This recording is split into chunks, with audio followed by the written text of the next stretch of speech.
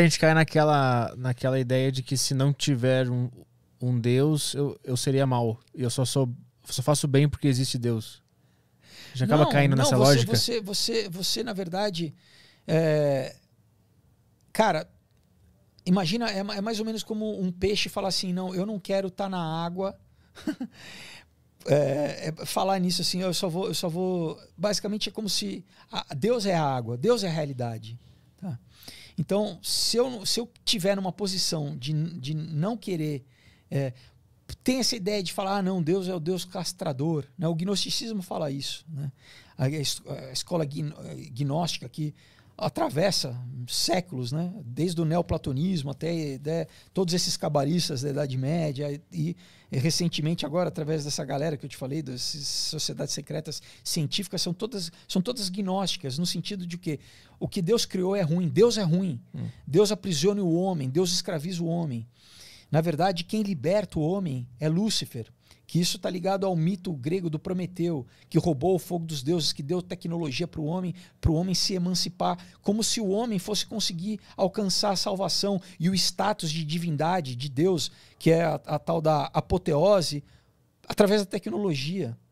E é isso que eles têm tentado fazer através do transhumanismo. Fala assim, não, a gente não vai morrer, nem fisicamente, a gente vai ser imortal, a gente vai ganhar status de divindade através da tecnologia.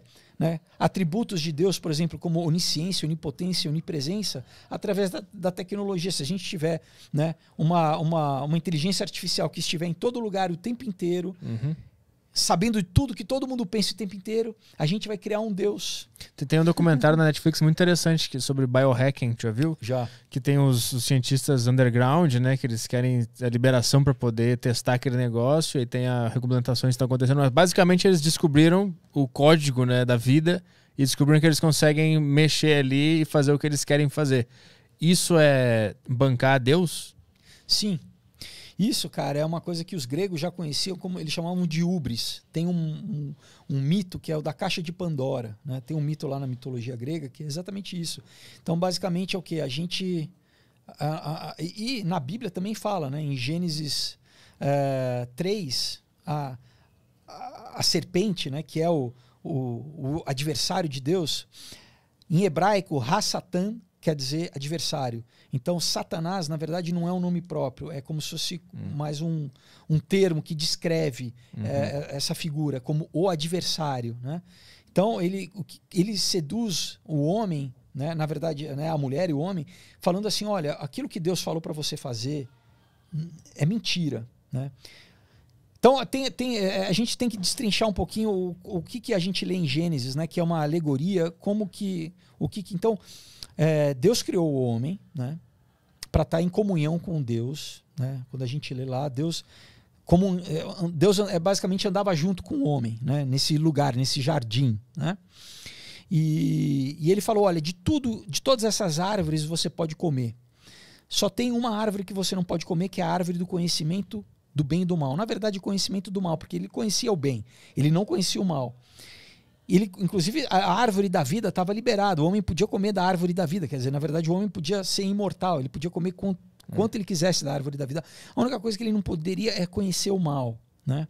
Então Deus falou, olha, eu criei essa realidade. Né? Você está inserido nessa realidade. A gente tem relação, a gente tem comunhão. Mas existe uma opção de você se desconectar de mim. Se você... conhecer o mal. Então Deus fala, olha, não conheço o mal. Tá? Porque ele fala o seguinte, depois disso, ele fala, se você comer desse fruto, você vai morrer. Primeiro, né? Então é a primeira morte espiritual e a consequência da morte espiritual é a morte física. Muito bem. O inimigo, o adversário de Deus também é adversário do homem, porque ele não consegue fazer nada contra Deus. Ele é um ser criado, né?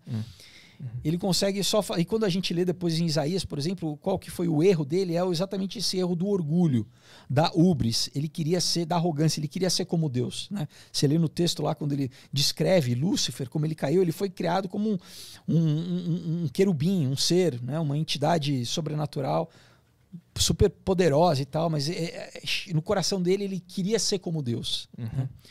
que é muito o que a gente vê no homem, que nós pequenininhos aqui, muitos também, a gente quer ser Deus, a gente quer determinar a nossa vida, a gente quer, não, eu faço, eu mando, eu aconteço. Né?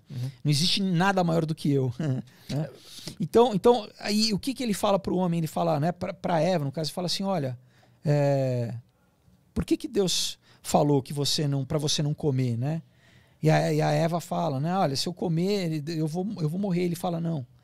Deus não quer que você se torne igual a ele. Pode comer. Se você comer, os seus olhos vão ser abertos, né? E você vai ser imortal.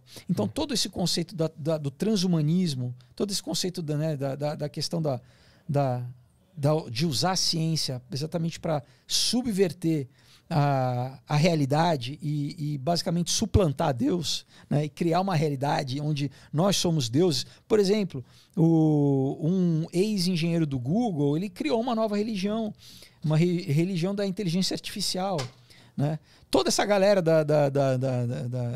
do Vale do Silício, todos estão ligados com esse pensamento que você fala, pô, mas totalmente influenciado. A princípio você falaria, não, é ciência pura, né? É tecnologia pura. Não. Todos eles têm esse pensamento metafísico, transcendente.